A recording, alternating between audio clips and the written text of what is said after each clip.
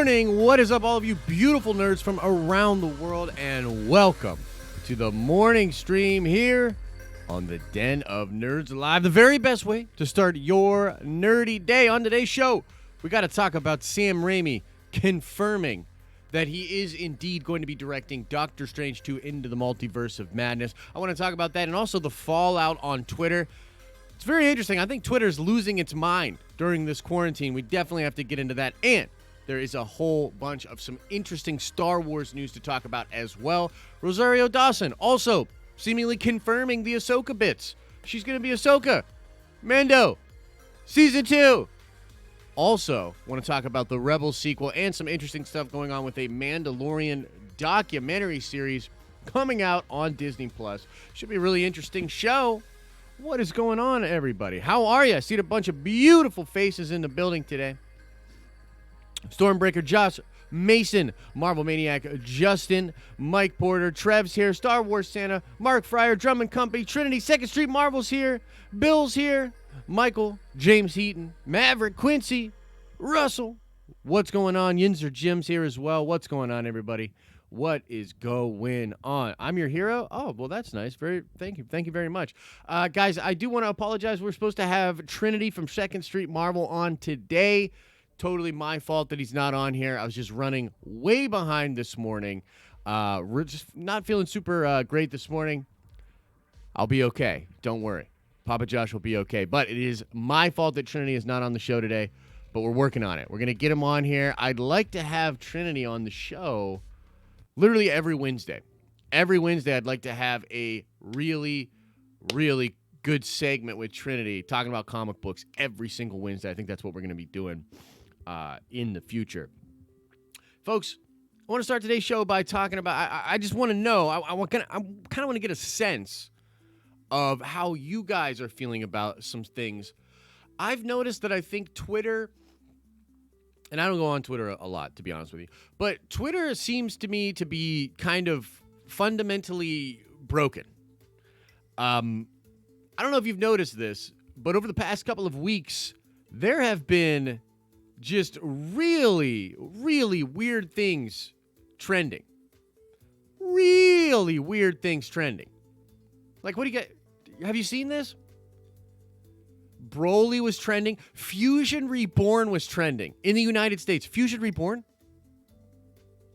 I'm just seeing all sorts of really weird stuff trending.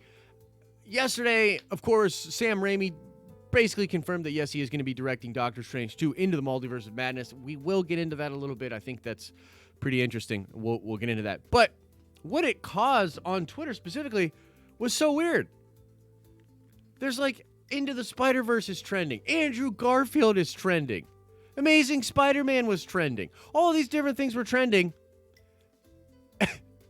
It's all trending in the United States.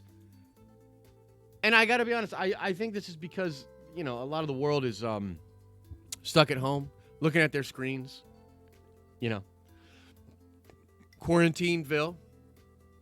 And I find it so interesting. What does it mean? Is it just a sign of the times?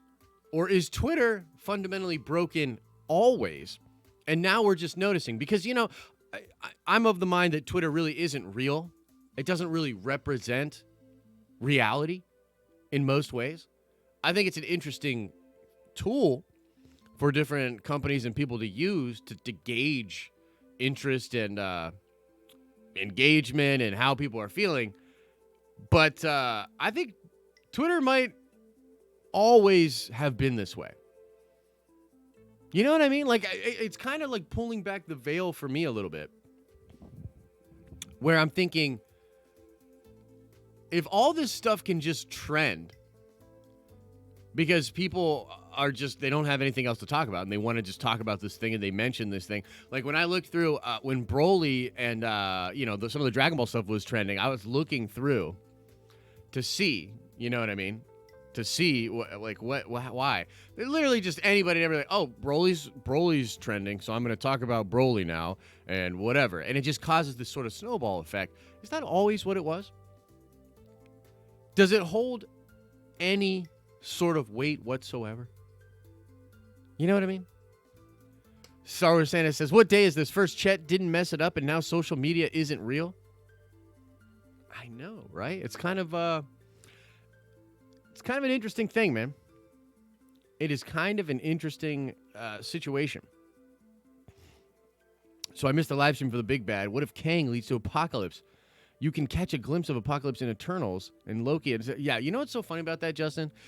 Been seeing a lot of great discussion. By the way, Trev, if you're in here, I did get your message late last night. I was running a D&D campaign last night, so I was kind of trying to reply to people as they were conversing. But I did see your message, Trev, and I know there was a lot of good discussion in the Marvel segment of the Discord last night. And just in general, we've had a lot of great discussions about theories, and everybody's just kind of coming up with these really wild scenarios and ideas for what's coming in the next phase of Marvel. And I did get an email from a gentleman that had a very interesting theory about Apocalypse, actually, Justin. Apocalypse in the Eternals movie, and I'm gonna cover that. I'm not gonna cover that today, but I want to kind of dig into this idea. But yeah, no, I think that a lot of this stuff can all tie together. I think it would be really cool, man. I was back and forth on the Apocalypse idea. I'll be completely honest with you. I was like, Apocalypse feels a little too soon. You know, they did the Apocalypse X-Men movie. That might have sort of tarnished his rep a little bit. You know, do they really want to put mutants as a tease in the Eternals? You know what I mean? Wouldn't it sort of distract away from what is actually going on? But the more I think about it, the more I think that it could actually be going down. Could be going down. Okay, so, Chet, put me on the big screen, man. Put me on the big screen. We need to talk about Doctor Strange 2, Into the Multiverse of Madness. Now, look. This is one of those things where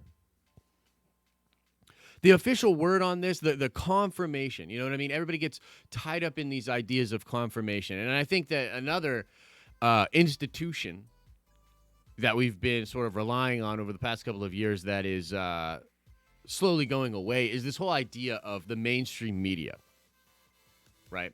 The mainstream media, especially when it comes to nerdy things, man, like they are just behind, particularly when it comes to like Star Wars. I feel like Star Wars is just behind. And this Doctor Strange news, this was essentially, I forget who originally broke this story, but I remember looking at all the pieces back when it broke, and I was just like, yeah, no, this makes sense. This makes sense. It feels like it's probably right, you know? Still not confirmed, by the way, but Sam Raimi did go out and talk about this and basically said that, yeah, I never imagined I'd be doing Doctor Strange when I made that joke in 2002 about naming the guy Doctor Strange in Spider-Man 2. Right? They came up with a name for, I believe, Dr. Octopus. Right? And they call him like Doctor Strange or something like that, right? In that film. And he's basically talking about that, more or less confirming that, yes, he will be directing Doctor Strange 2 in the Multiverse of Madness. And, whoo, baby, is this exciting. And he's got plenty of time now. Remember, one of the things that people were concerned about was the fact that, because, man, do you guys remember? Do you guys remember when, like, Derrickson left and there was all this turmoil and there was all this fallout and everybody's talking about it and people were saying, like, Feige's, this is one time where he's really crossed the line. This is one time where, man, he should not have done this. You know? Oh, man. Derrickson's vision, Doctor Strange 2 was going to be a very, very big deal. Now we're really worried. How could you possibly ask Derrickson with such a big deal? You already have the writers. Man, Feige, you're screwing up. And then we talked about how ingenious it was for them to slide Sam Raimi in, right? It's perfect. But a valid concern for it was the fact that on that timetable, he would have to get very quickly acclimated to the project. Well, now he's got a lot of time. He's got a lot of time, and I really do feel like given this amount of time and bringing Raimi in, this is going to be no pun intended, this is going to be a magical scenario. I really do believe that. And again, it's one of those things where straight gangster move by Feige. Gangster move. But, that broken Twitter we were talking about had a lot to say about what a potential Sam Raimi Into the Spider-Verse, or rather, Into the Multiverse movie could look like. And one of the threads was, of course, bringing Tobey Maguire into the movie. This seems to be something that people are straight up obsessed with, is getting Tobey Maguire to be in Doctor Strange 2 Into the Multiverse of Madness.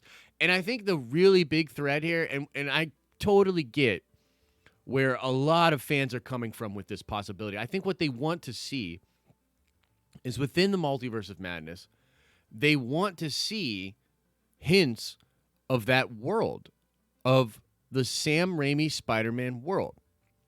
Now, this is something that Marvel directors have done before. Like, there's the Slither monsters from James Gunn's prior universe is teased in the Collector's Vault in Guardians of the Galaxy, right? So this is stuff that happens before. That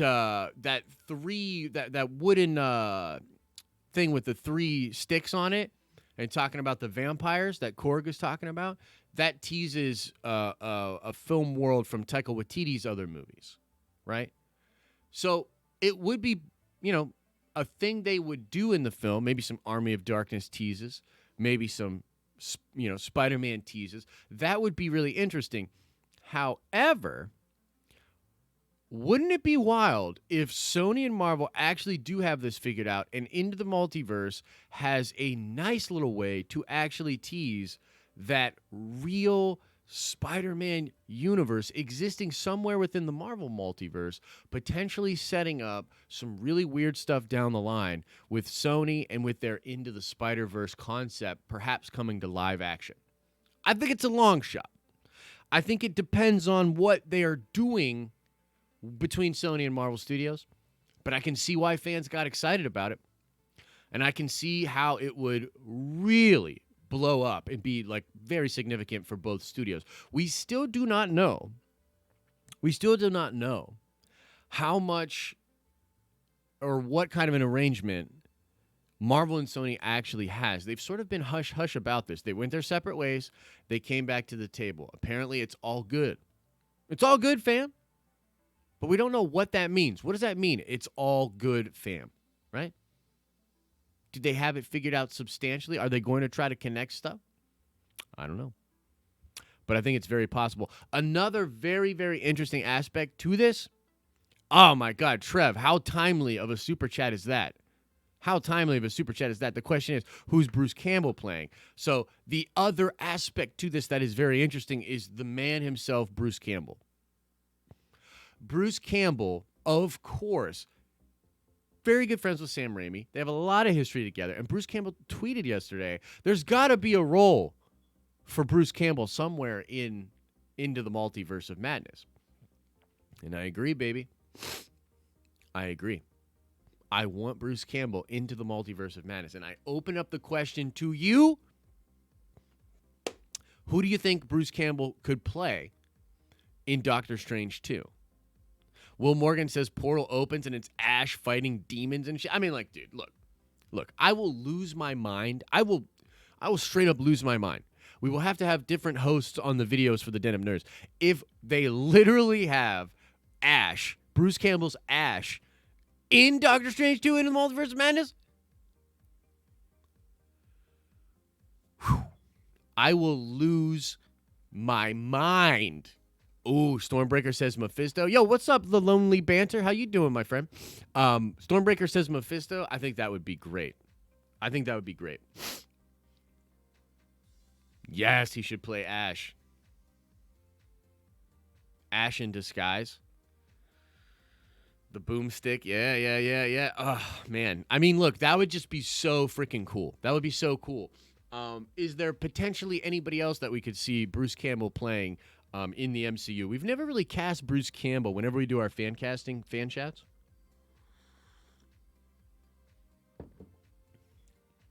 But I think I like the guy.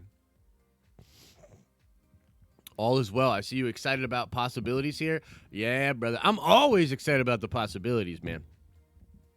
I'm always excited about it. Let's get that trending on Twitter. I don't think it would take much, I got to be honest. Bruce Campbell equals mad thinker. That could be interesting. He could be a good Doc Ock, yeah, for sure. I don't know if they'll do that, though. That feels a little too on the nose, conflict with the old Spider-Man stuff and the new Sony stuff. June says he could be Nightmare. I could see him as Nightmare.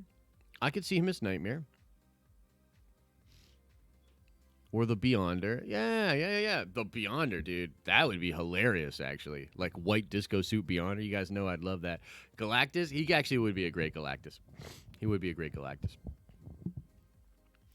As Doctor Strange from another multiverse? Huh. The battle bracket will be the MCU. Remember all those ultimate crossover memes before Infinity War? Yeah.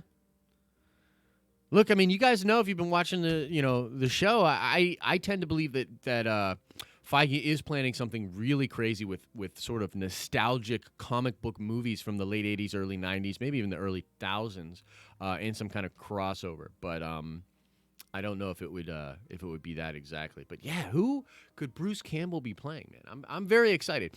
I think that this is just a really, like, it's one of those moves that was,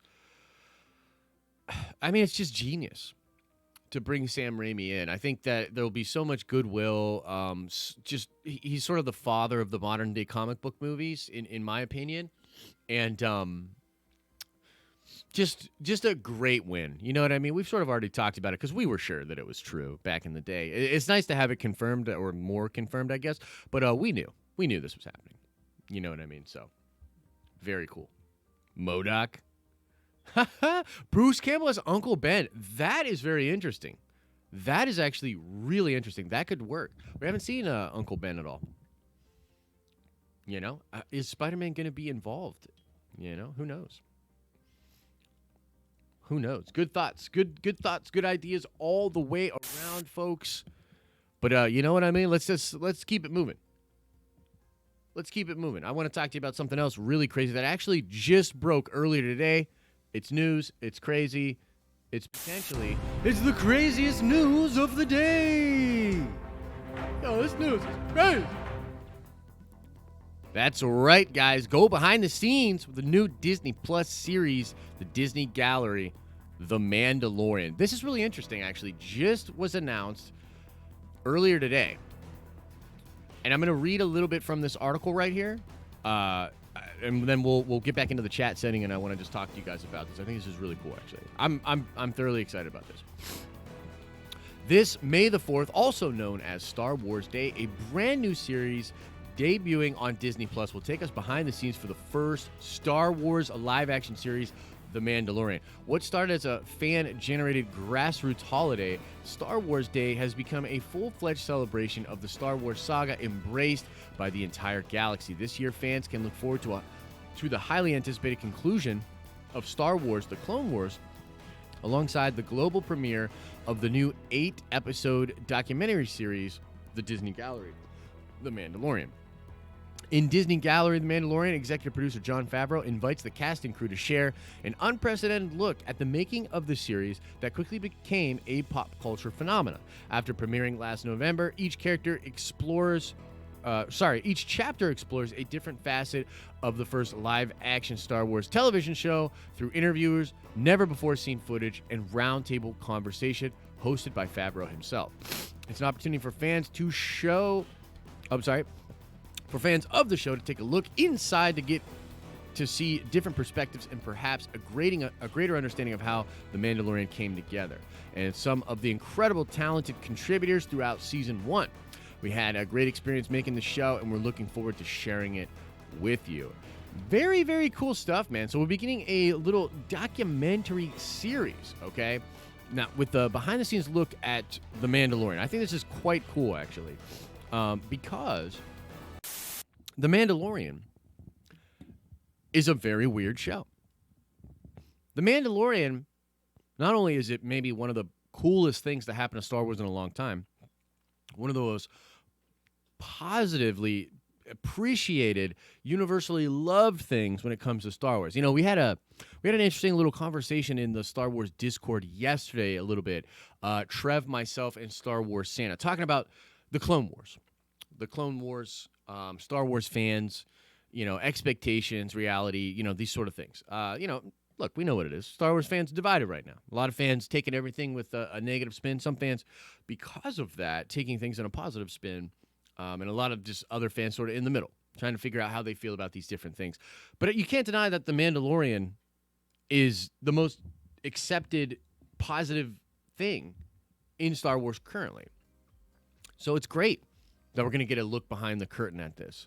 But it's also a very interesting show technologically. We've heard a lot about this sort of wraparound kind of high definition screen that they have where they literally project in for the actors, but also for the camera, the settings.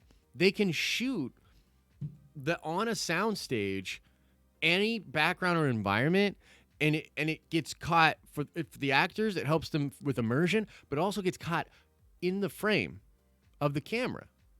It uses video game technology. It uses, I believe, the Unreal Engine, and it's fascinating stuff.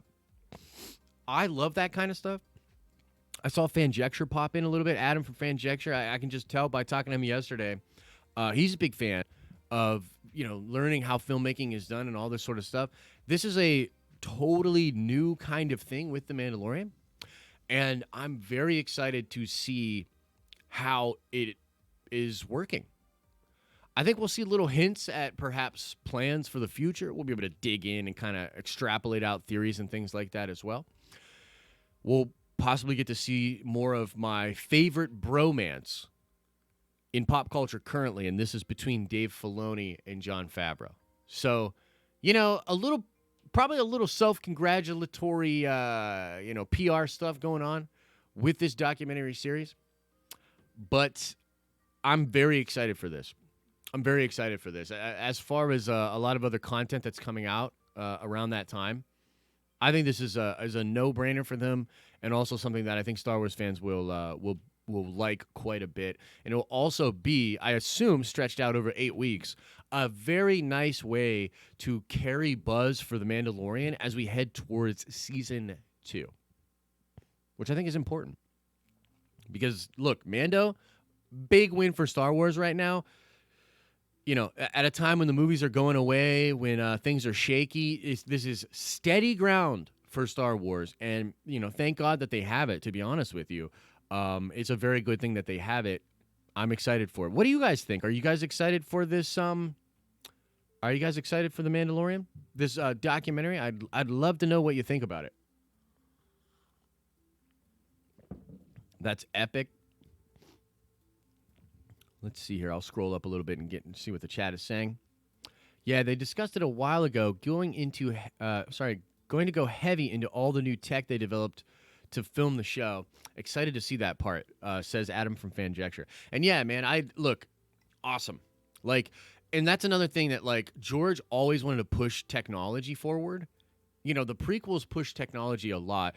The Phantom Menace is a very interesting example. If you ever get a chance to watch the behind the scenes of the Phantom Menace, it's fascinating because it's really sort of the marrying of practical effects and digital effects. It was this really weird hybrid where when you move forward in Attack of the Clones and Revenge of the Sith, it's very digital, very digital. But Phantom Menace, kind of the meeting of those two worlds. Very interesting stuff. But I've always loved that aspect of Star Wars, how it pushes technology forward. George was really obsessed with that. And Favreau and whatever they did. But whose idea was that, right? You know what I mean? I certainly want to know more about that tech. I want to know more about how that went down. Whose idea was it? How did the actors respond to it? A lot of interesting stuff. So I'm very into that. By the way, if you guys could do me a little favor and hit the like button on this stream.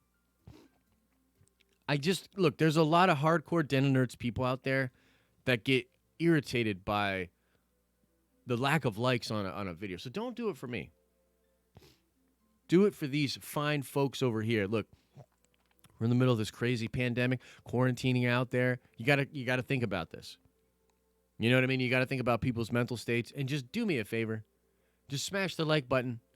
Don't do it for me. Do it for the Den of Nerds faithful that want to see that like button number up there. And also for me a little bit as well. Let's get the Dead of Nerds live trending on Twitter. Look, at this point, I think it could happen, man. Twitter's busted. Hopefully Agents of S.H.I.E.L.D. is better than last season. Not down with the space stuff. I haven't really, The Lonely Banter, I have not watched Agents of S.H.I.E.L.D. probably since season 3 or 4. I only want to see it to 69. Agent Carter will be featured in Agents of S.H.I.E.L.D. season 7. That's cool. Little Peggy Carter, that's cool. Or an Agent Carter, maybe not Peggy Carter. Do you think The Mandalorian or The Clone Wars will go into why Boba Fett and Jango aren't real Mandos? Yeah, I do. Well, I hope so, actually. I really hope so because, and I actually dropped a video about that on Sunday, kind of talking about Boba Fett. Some people reached out to me, by the way, and made me kind of believe now that could have been Moff Gideon at the end of episode 5. The sound is really compelling, but the boots and the cape kind of make me think it was actually Moff Gideon. But very, very interesting stuff. Yeah, it's all good, Santa. Appreciate you, man. Appreciate you. So let's talk about one more thing when it comes to Star Wars. Actually, 2 more things I want to talk to you guys when it comes to Star Wars.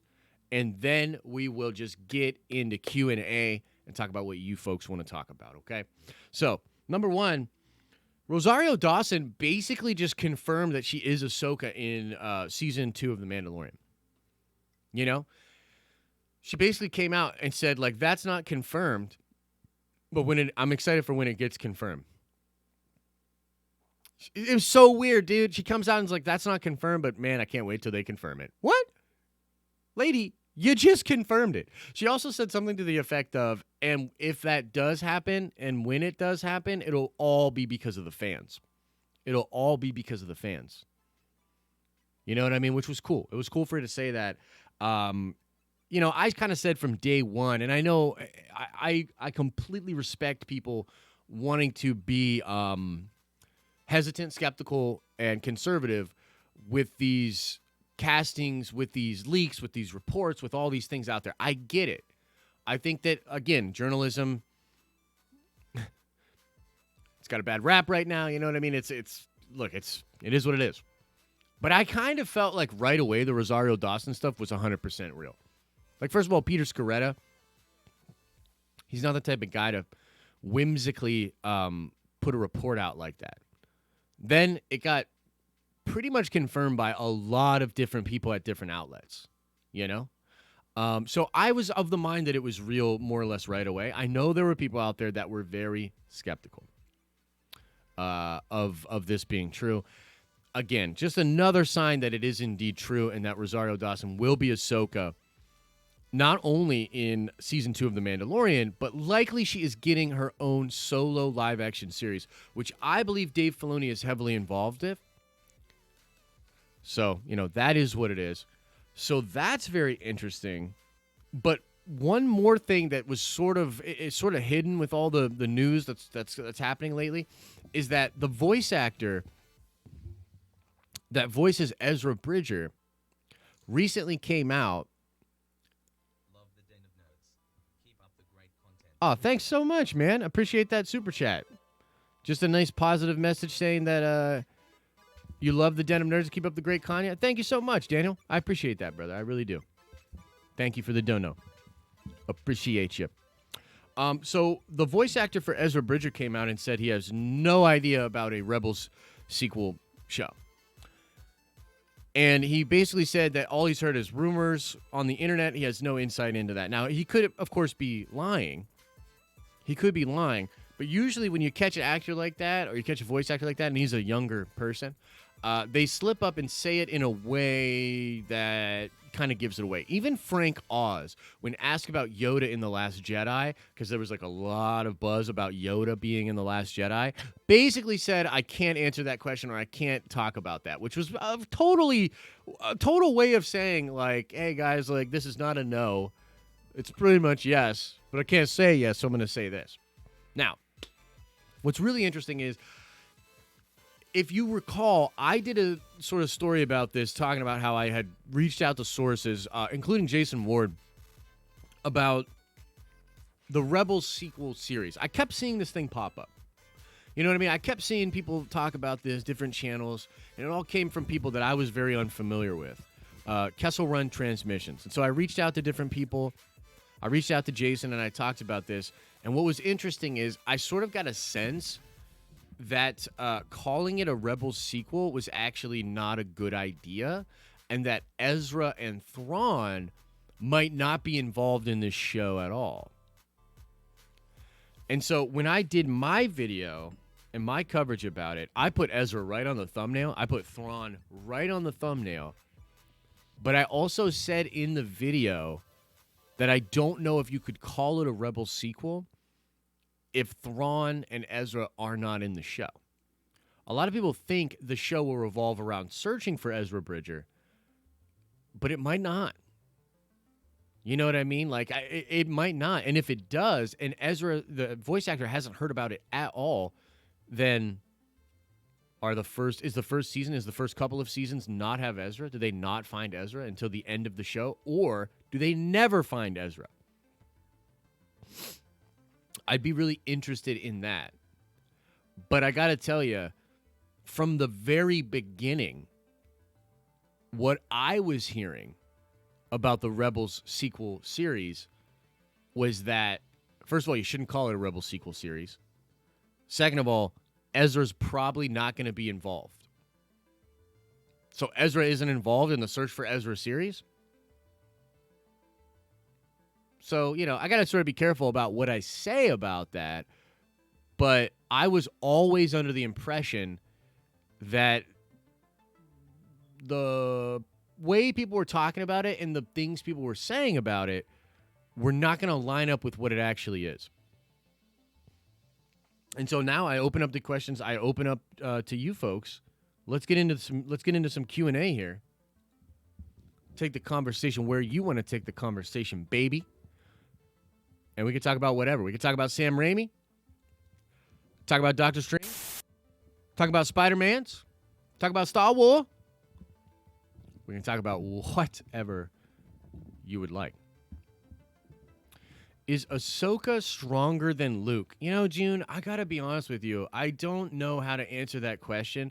I feel like the new canon or the Disney canon has gone out of its way to sort of downpower Luke Skywalker. You know what I mean? Like when I saw The Rise of Skywalker and there's that little scene where he's training with Leia and Leia knocks Luke Skywalker down in her training. Again, I got a little irked by that. I was like, why? How? Rey knocks Luke down when, training. I interpret that scene a little bit different than its face value. But still, Luke Skywalker seems to really have been powered down in the new canon. In the EU, that is the opposite. Luke is big ballin'.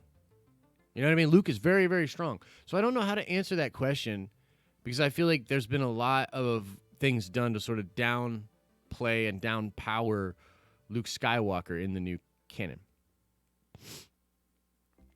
Let's see here. We got a super chat came in from Stormbreaker. My chat is a little bit behind here.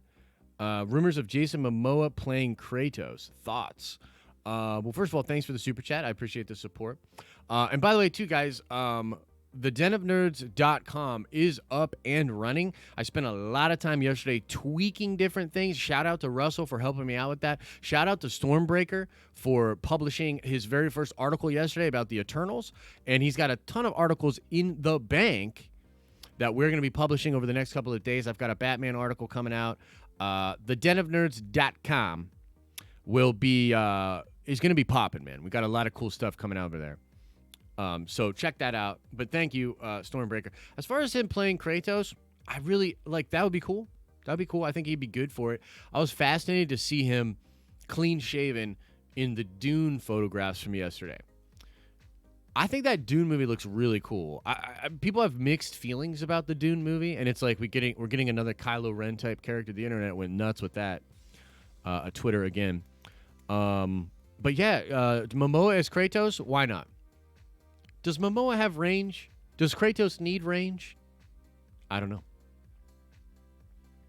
Wasn't Leia supposed to be stronger than Luke, but she didn't finish her training? That is implied in the novel. Yeah, in the novelization it says that Leia would have been more powerful than Luke had she trained. I don't necessarily have a problem with that. What I have a problem with is, how did she knock him down in training, and why would they choose to show that? Like, I just don't understand. I don't understand. Like, it's Luke Skywalker. Like, it's the hero. Like, don't necessarily want to go too hard on that. But, hashtag not my Skywalker. That's Jake Skywalker. End of story. Okay. Owen says, do you think the Venom 2 trailer will drop this week? Owen, I don't know, man. I don't know. I stayed if you didn't notice, there was no video on the main channel yesterday on the Den of Nerds. And that's because I was sitting by my computer waiting for the Venom trailer to drop all day. All day long. All day long. I'm like, just like this. Click refresh. Click refresh. And then it never happened. Oh, I missed your question, London. I'm sorry, man. Can you drop it in the chat again? And Drum and Company coming in with the $2 super chat. Just a heads up, I sent you a reply email. Yeah, dude. Look, believe it or not, I don't know if you guys will believe me or not, but I spent 3 hours yesterday trying to get caught up on my email. Trying to get caught up on the Den of Nerds official email. I spent 3 hours yesterday. I couldn't believe it. It blew me away. I actually got depressed. I got depressed when I looked up at the clock. I got depressed. I was like, what do you mean I've been going through emails for fucking 3 hours? You got to be kidding me. And I didn't even make a dent. I didn't even make a dent, dude. So I apologize. I apologize to you, and I apologize to everybody that I haven't... Look, it's a blessing. It's a blessing that we got a lot of people emailing us, a lot of engagement, a lot of opportunities, a lot blah, blah, blah. I'm very grateful, but I'm frustrated that I've not been on top of that. It's just like, man, it's rough. But I appreciate you getting back to me. I will get back to you. I actually, when I was working on the website yesterday, Micah, I took screenshots of some things that in mind, I was like, I need to get in touch with Micah about this SEO stuff, because I took some screenshots as I was working on the website, so where I'm like, okay, is this what we need to do with SEO? Is that what we need to do? But I will be reaching out to you. Yeah, we're doing what we can. We're doing what we can. By the way, Burke the Nerd, it's a great time to sort of talk about this. I want to talk about this in more of an official capacity. But Burke the Nerd, who is a supporter of the channel, he has been on at least one of the community streams, is doing a charity stream this Saturday. Let me pull up this. Conversation. I promise you, I will plug this in a more official capacity soon. But Burke the Nerd, folks, is a streamer on Twitch. And he is doing a 12-hour Twitch marathon on Saturday to support COVID-19 relief. Okay? So, we're going to have to support this man, right? We got to get the Den of Nerds army out there and try to support him from 12 to 12, noon to midnight. Our friend of the channel is going to be doing a stream on Twitch. We will plug that in a more official capacity soon. And honestly, I'm going to reach out today and see if there's a way where I can get involved, maybe come play a game, or play games with him for maybe a couple hours or something, and we can send people over to his Twitch stream, and we can try to get some support for COVID. So, Burke the Nerd, if you want to send, drop a link to your Twitch in the chat, that would be great. But yeah, we'll talk later today about possibly getting something going on where I can play some games with you, and maybe we could do some MCU talking on the stream for an hour and a half. On your 12 hours, we can at least help you out a little bit with that. So that should be really cool. Should be really cool. Did I get to your question, Real Man London? Where's your question, my friend? Flatbrush Zombie says, Josh, finally watched Jessica Jones Season 1 and Sweet Christmas. That shit was good. Yeah, man. I'm telling you, Jessica Jones Season 1 might be, it's just some of my favorite television. It really is. Like, that is high-level television. I was captivated by that. I was captivated by Jessica Jones Season 1. It's some of the best television I've ever seen. I think the interpretation of Jessica is brilliant. I think David Tennant is probably one of the best live-action villains I've ever seen. Really, really enjoyed that. It's very, very good.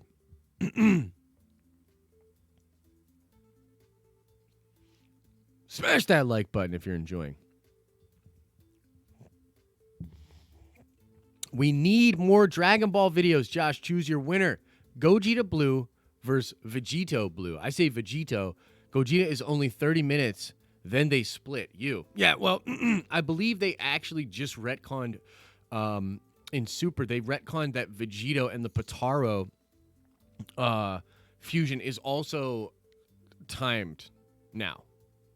I do believe they sort of retconned that because they do split when fighting Zamatsu, and I'd have to try to recall that. I'd love to do more Dragon Ball videos, brother. I would love to. The thing is, right now, it's like, look, the real reason I didn't do a video yesterday is because I'm like balls deep in that website, working on trivia stuff, trying to coordinate the teams. Got a lot of emails from people that want to be a part of the trivia contest. I'm hyped. I'm hyped about it, but we got to try to organize that.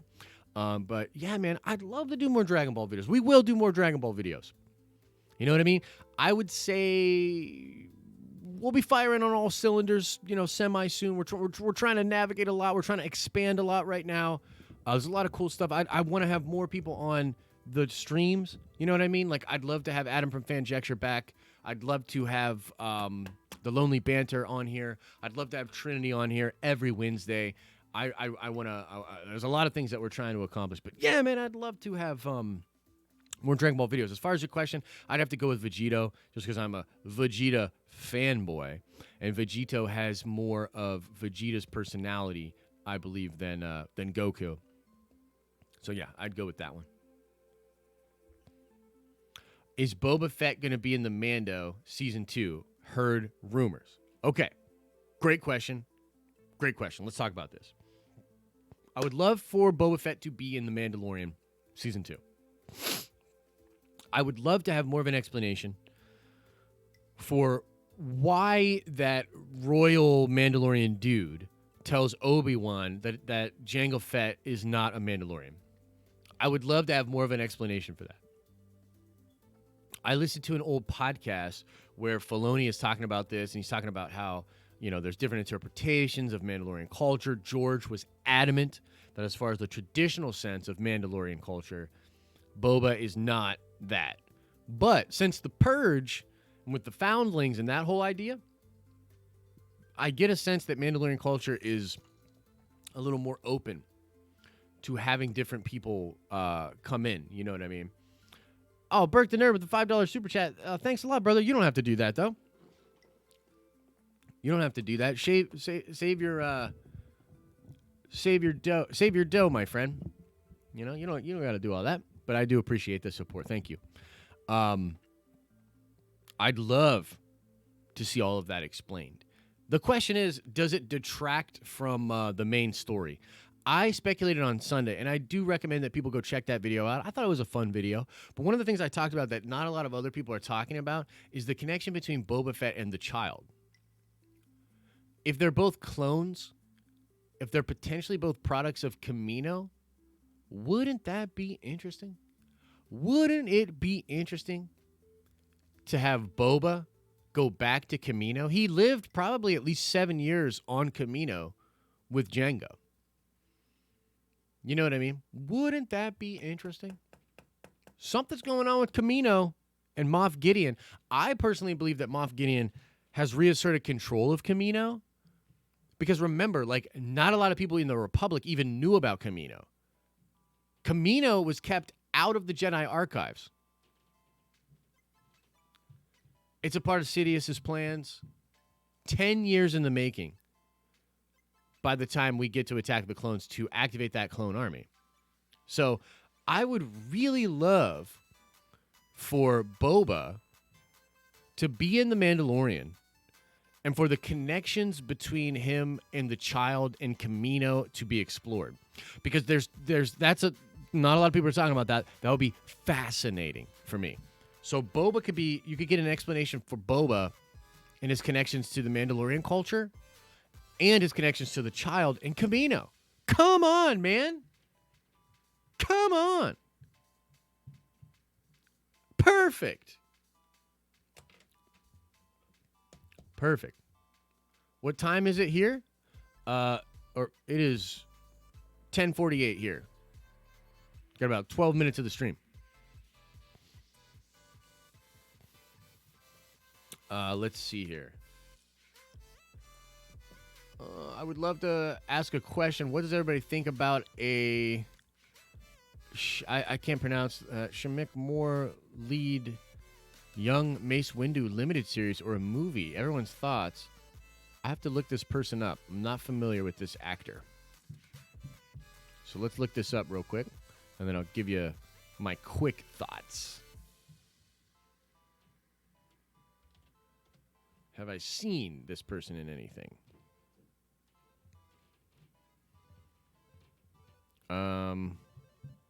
No, I have not. No, I have not.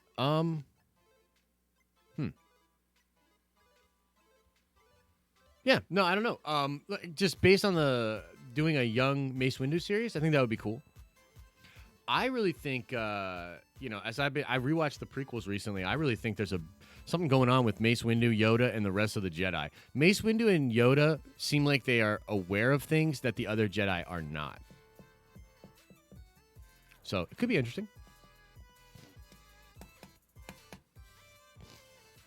More voices Miles Morales Into the Spider-Verse and plays in the Wu-Tang show on Hulu. Oh, yo, that's awesome.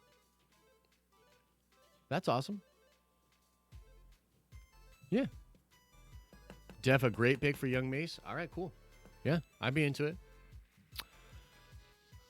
He voiced Jon Stewart Green Lantern. Oh, dope. Dope. That's cool, man.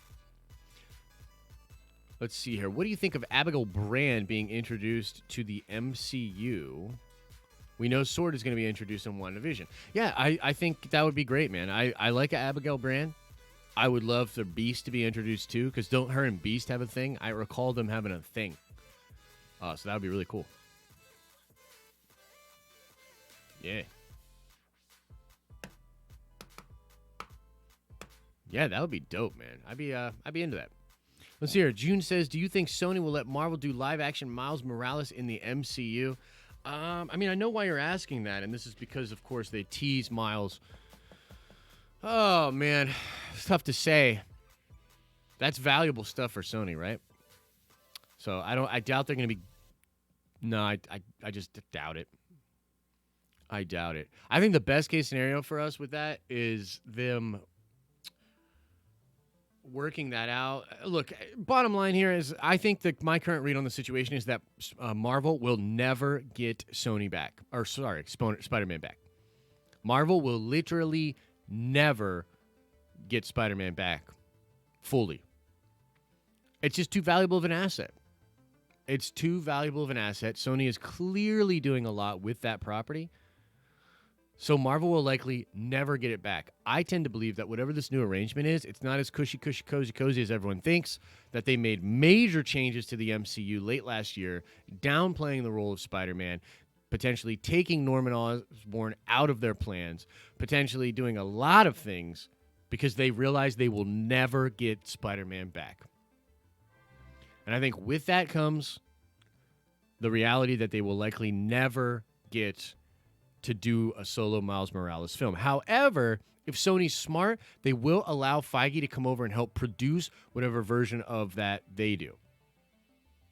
You know what I mean? Oh, jeez. Tore out my headphones there for a second.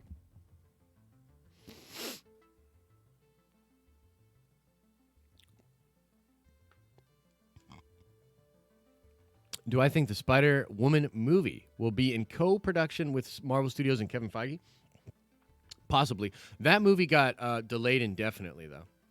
Whatever the movie was that was going to come out October of next year, that was supposedly a Marvel-Sony collaboration, whatever that movie is, it's delayed indefinitely. So, who knows?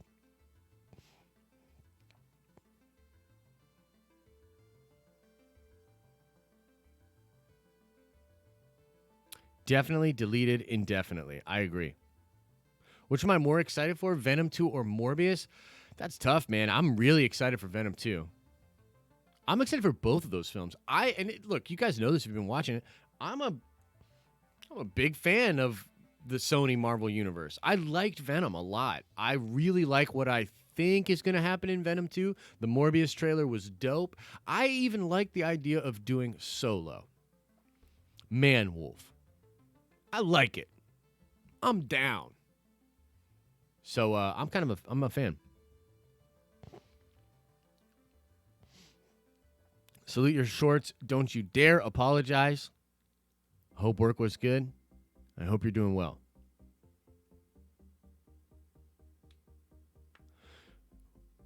Well, is Tobey Maguire's Spider-Man costume in Morbius, and will he appear in Doctor Strange 2? I'd love for him to appear. To me, it's MCU's greater than Sony Universe, greater than the DCEU. Yeah.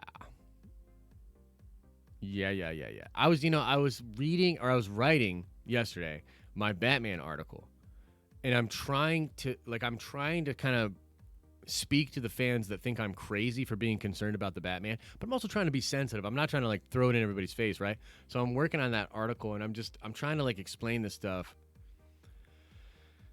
And the more I'm writing in the article, the more I'm convincing myself that yeah, man, it's going to be bad. But I don't want it to be bad. I want it to be good. Do you think Sony should make a TV series similar to DC's The Flash for Miles Morales? That could be cool. That could definitely be cool. I really like the Miles Morales character, particularly the first part of that run before they age him up. I thought it was fantastic, man. It was fresh. It was like Peter Parker done in sort of a fresh, new, modern way. I didn't think it was heavy-handed with the messaging. I felt like it made sense.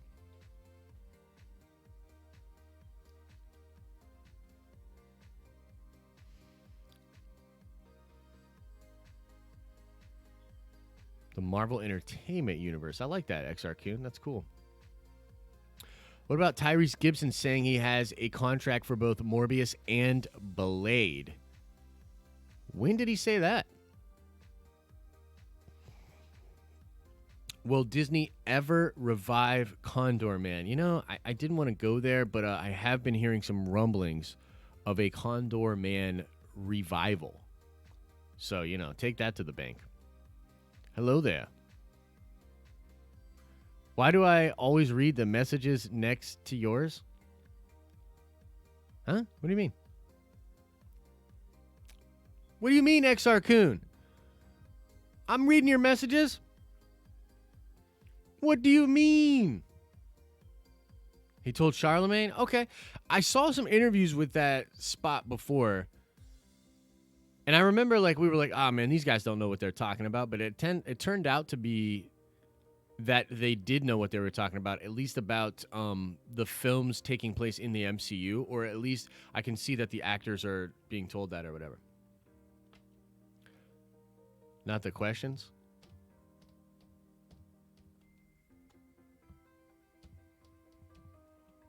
I'm just randomly looking at questions, my friend.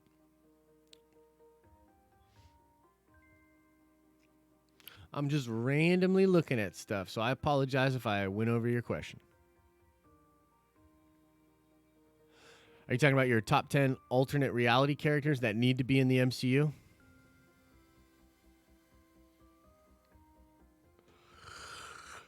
I can't think of that right off the top of my head, man. I'm sorry. Marvel owns the TV rights to Spider-Man, but they have to get Sony permission, but Sony can't make Spidey TV shows at all? That's interesting. Punisher 2099. What's the most disappointing film you saw in the theater? Which one was the biggest letdown after all the hype? That's an interesting question. So I'll say this, Harvey. There's only been a couple of movies that I've ever literally walked out of. One of them was Gareth Edwards' Godzilla. Gareth Edwards' Godzilla, I thought was horrible. Horrible movie. And when I realized that they were going to do the old school monster movie trope of like not actually showing Godzilla until the very end, I was like, I'm done. I didn't pay freaking $14 to come watch on a like 70-foot screen and then have you show me Godzilla on someone's freaking iPad in the movie. I was done.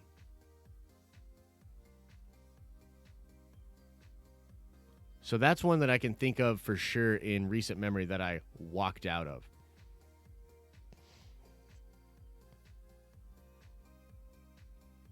Godzilla 1998? No, that one was dope.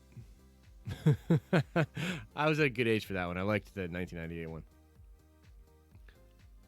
With Matthew Broderick. Yeah, I'm talking about the Godzilla with Gareth Edwards. That's the one I walked out of.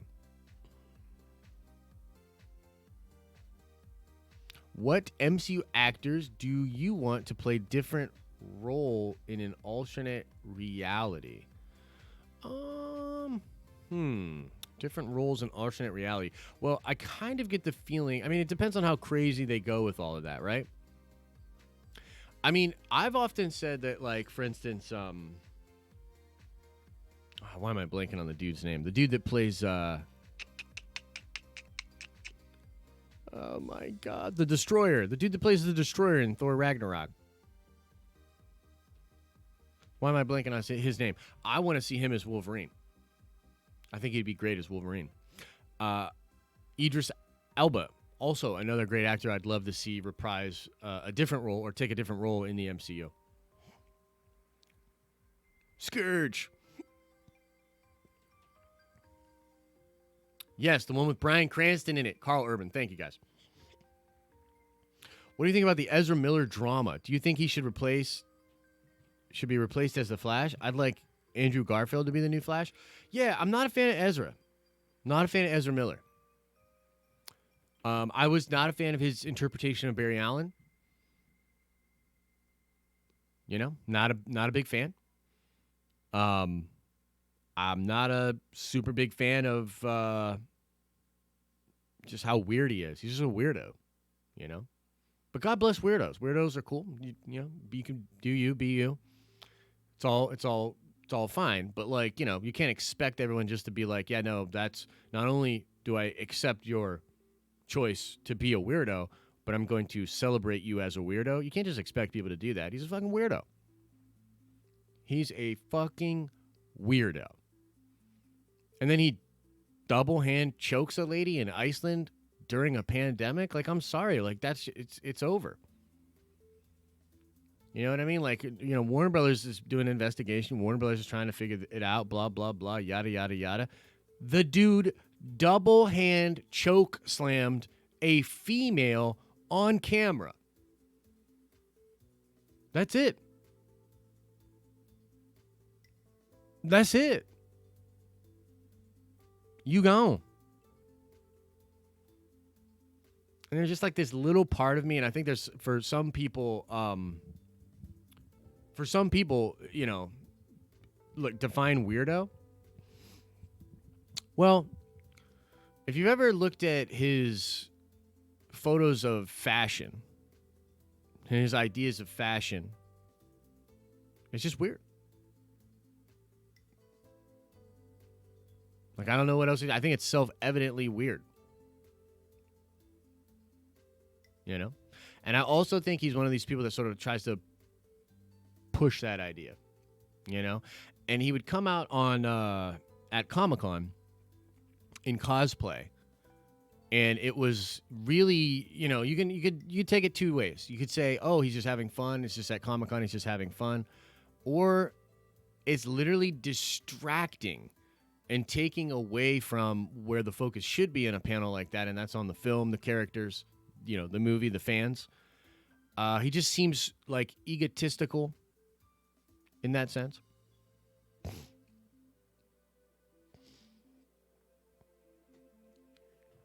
Have I ever given my opinion on the Johnny Depp situation, or do you avoid those topics?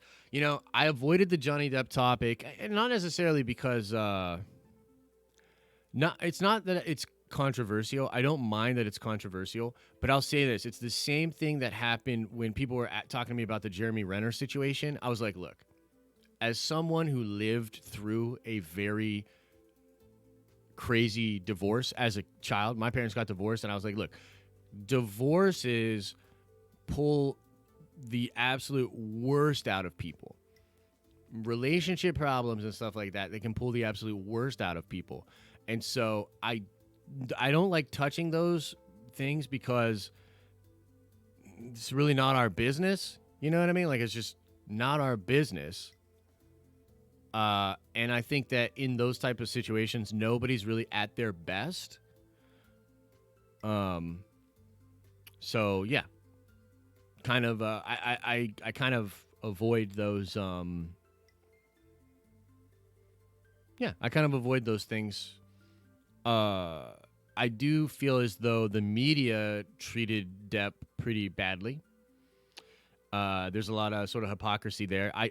But I wouldn't tell you for a second that Depp is probably like without blame. He's not blameless in that situation. It sort of takes two to tango. You know what I mean? That's the expression or whatever. So yeah, I don't really touch those kind of things.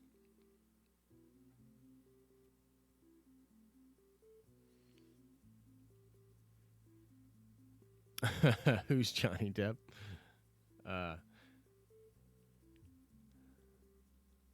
Yeah. When do you think people will feel comfortable going back to the movie theaters? It's probably a person-by-person thing, man. Maybe if you got a mask and you're at half capacity or something, I could see people coming back in the next couple of months. Didn't they recently expose the claim as false? I don't know what claim. I don't know what you're talking about.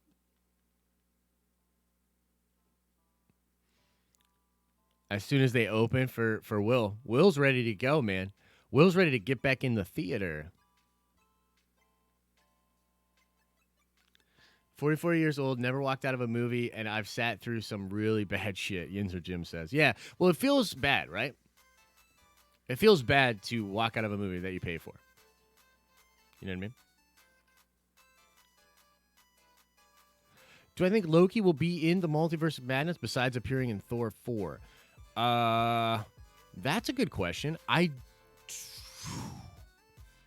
Yeah, I do think so. I do think that Loki will appear in Multiverse of Madness.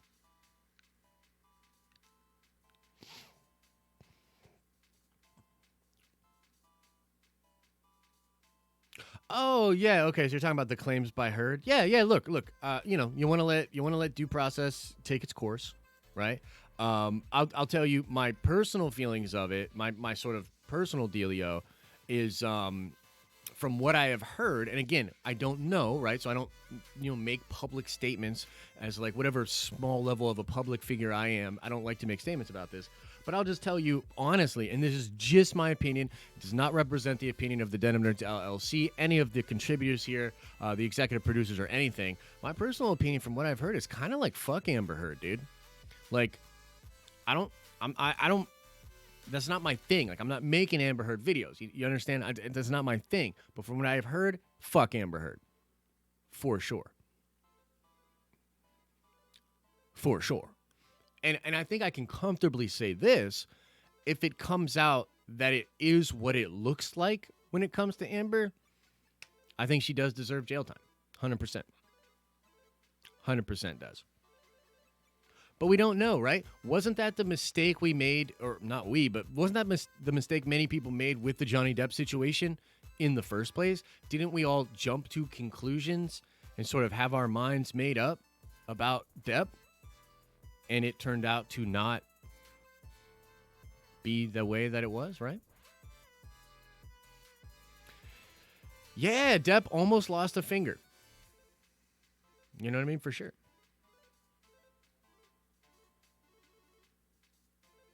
Yeah. Amber Heard. Yeah. We just don't know. You know, we just don't know. But it's like one of those things where it's like, you know, you can say, I think it's totally reasonable to say, well, if it is what it looks like, then this is how I feel. But I'm trying to keep an open mind to it, you know? Look, divorces are ugly, dude. Divorces are ugly. You know what I mean? They can be very, very ugly, so.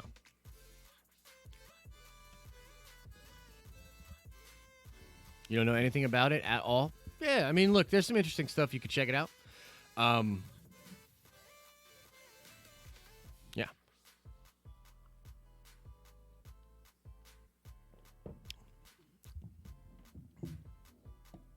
Carol Baskins fed her husband to her tigers. Maybe. Yo, we'll probably end in just a little bit here, guys. I'll hang out with you guys for like 5-10 more minutes, and then I need you all to follow the link to Trinity's stream over at 2nd Street Marvel. You know, so I'll look up that link right now. But I'll hang out with y'all for like 10 more minutes. How's everybody doing, by the way? Are you guys staying sane? You know what I mean?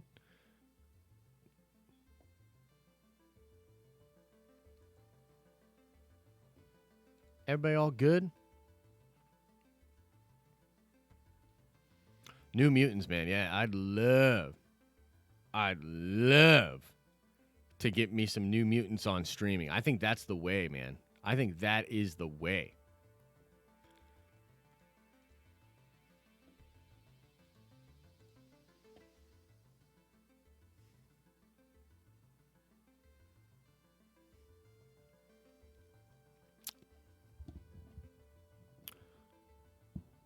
Stir crazy, barely.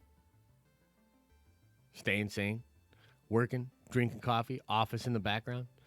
Little overworked, still working. And that stimulus check just hit the account. Good for you, brother. I wouldn't mind seeing New Mutants on streaming services. This is the way. How's my sanity? Uh, it's good. I'm trying to keep it good, you know what I mean? But then there's like little things that'll come up, and I'm like, Yesterday I was raging out about some stuff, but you know, it's all good. If you had the ability to show up on a Disney Plus show, Marvel, Star Wars, old or new, I would want to be in a Star Wars show for sure. And I'd want to either be like some smuggler, wisecracking slicer, or, you know, a stoic Jedi or something like that. That'd be really cool.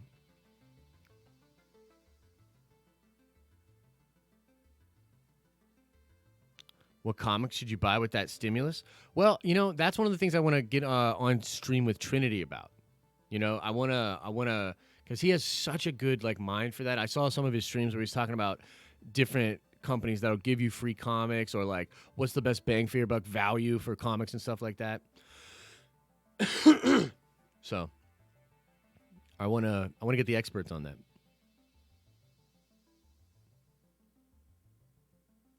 What do you think the end game is for the horror characters like Moon Knight, Blade, Ghost Rider?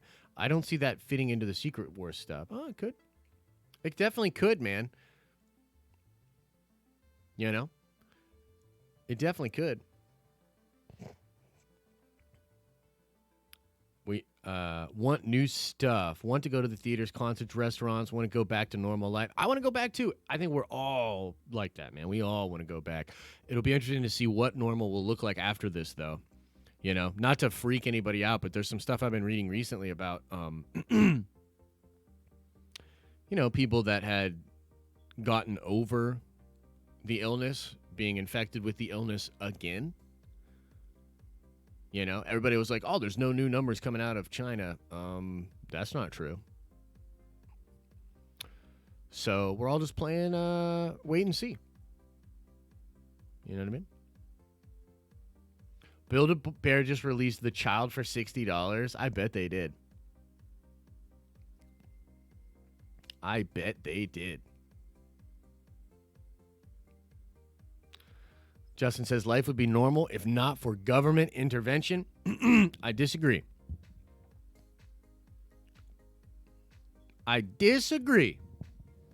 But not with any sort of harshness. You know what I mean? I understand that opinion, and I think that opinion is definitely out there, and I get it. I feel you, dog.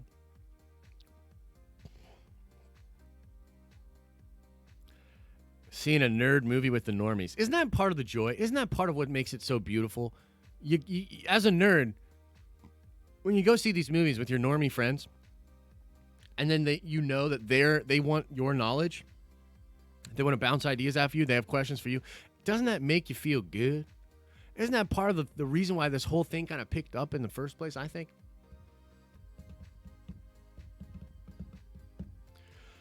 Aside from the theater, what are you most looking forward to doing after all this? The gym, man. Harvey, it's the gym. I need the gym. I need to go lift heavy objects.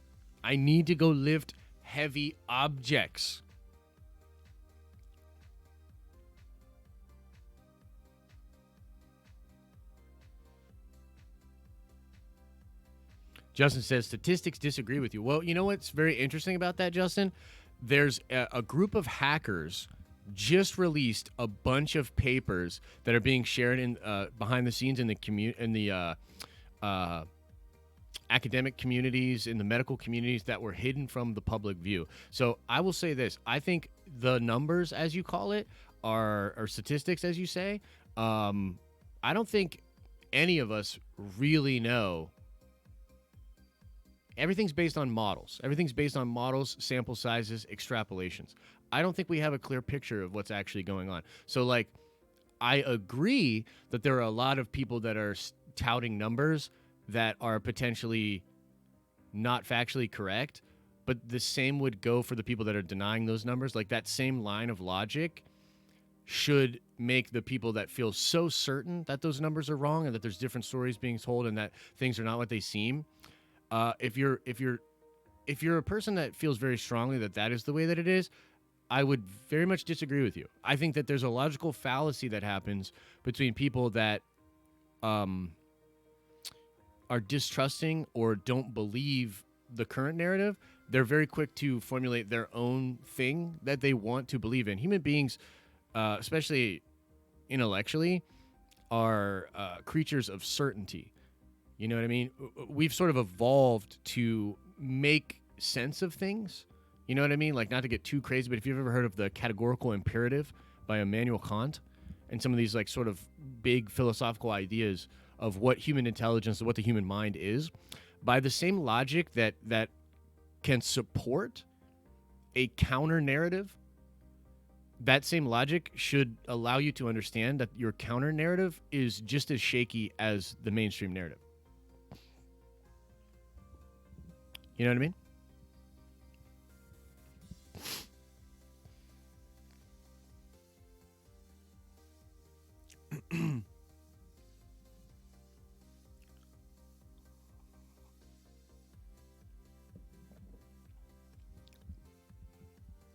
Yeah, it's like I get it. You know what I mean? Like I totally get it.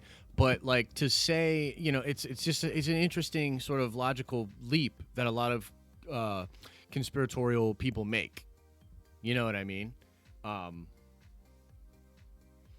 Yeah, it doesn't mean it's real.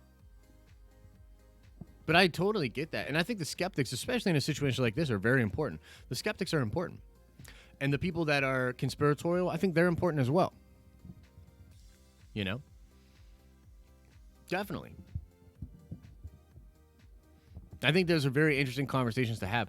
I've actually avoided that conversation a lot. And I think, frankly, here's what I'll say about that.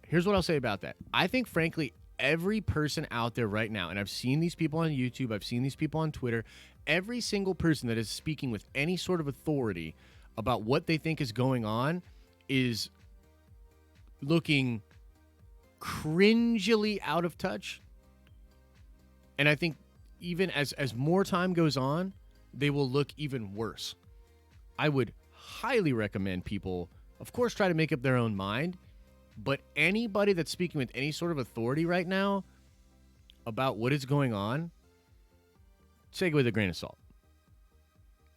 take it with a big old grain of salt, man. Because I've seen some of these people and the things they're talking about. I'm like, yo, you're gonna look real stupid as time goes on. That's just my opinion.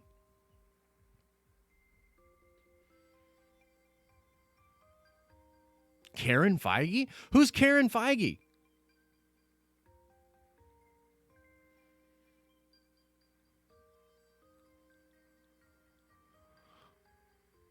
When Alan Horn retires from Disney and Karen Feige. Hey, Tony, who's Karen? Does she need to speak to the manager?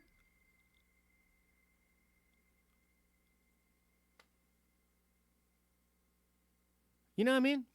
Who's Karen? I'm just playing, of course. Who would take over Marvel Studios? I really don't know, man. I mean, it could be Victoria Alonso.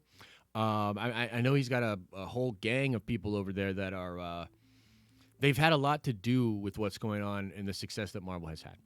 So, all right, guys, let's get this link going. Let's get on over to Trinity's stream, man.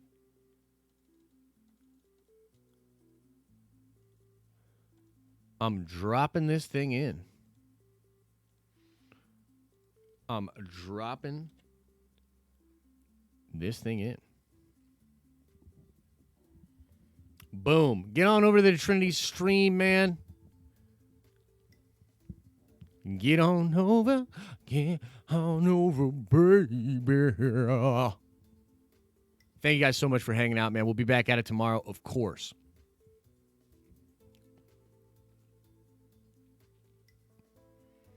We will be back at it tomorrow, of course.